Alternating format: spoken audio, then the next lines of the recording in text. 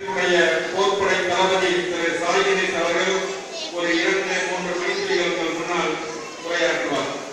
ஒரே ஒரு நிமிஷம் வீட்டுக்கு வரும்போது என்னுடைய எண்ணெய் சொல்லுங்க, மேடம் நோட் பண்ணிக்கோங்க.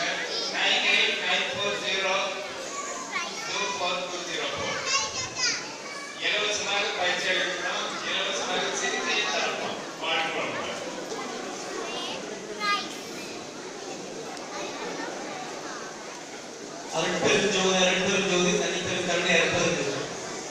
எல்லாருக்கும் வணக்கம்.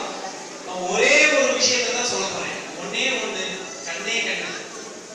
உங்க எல்லாருக்கும் தெரியும், ஜீவகாருண்யமே மோட்ச வீட்டின் திறவுகோல்.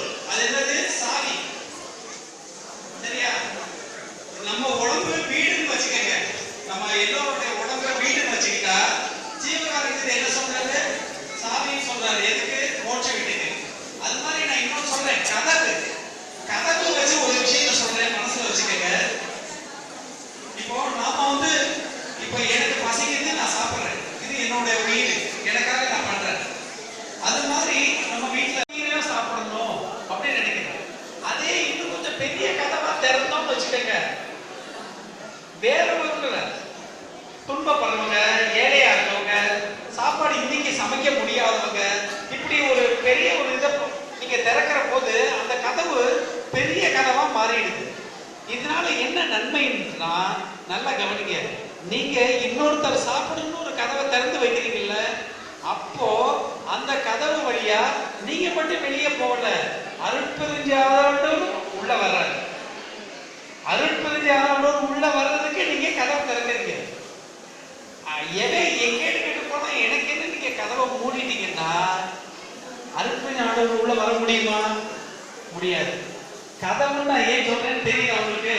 இன்னொரு உயிரும் தன்னை போலதான், உயிரெல்லாம் பொதுவென உளப்பட நோக்குகள். வள்ளப்பெருமான் சொன்னபடி இன்னொரு உயிருக்கு நீங்க கதவை திறக்கிற போது அருட்பெருஞ்சாண்டவர் உங்களை நோக்கி வர்றதுக்கு நீங்க உதவி பண்றீங்க. இது ஒண்ணு. இதுலயே கதவுல இன்னொன்னு சொல்றேன். இப்போ நம்ம ஒருத்தரை பயமுறுத்துறோம்னு வச்சுக்கோங்க, அவனை யாராவது நம்ம பயமுறுத்துறோம்னா பயங்கிற கதவை நம்ம திறந்து வைக்கிறோம். அப்ப என்ன ஆகும்? இன்னொன்று அவங்கள பயன்படுத்த முடியும். ஏன்னா கதவை திறந்து வச்சுட்டீங்கல்ல. நீங்க ஒன்றும் யாரையுமே பயன்படுத்தல, எந்த உயிருக்கும் தீங்கு நினைக்கல அப்படின்னா அந்த கதவை மூடிடுவீங்க. அப்போ யாரும் உங்களை பயன்படுத்த முடியாது. அதனால இந்த கதவை மனசுல வச்சுக்கங்க. நல்லது செய்வதற்கு கதவை திறங்க.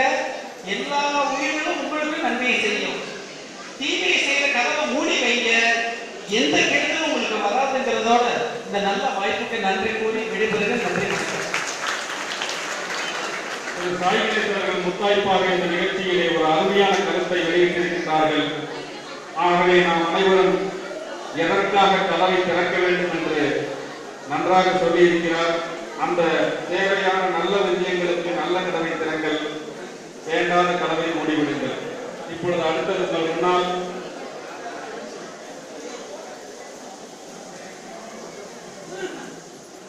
அன்பர்களே, ஆண்மனை அன்பர்களே, இந்த நிகழ்வினுடைய இறுதி கட்டத்துக்கு நாம் வந்துவிட்டோம்.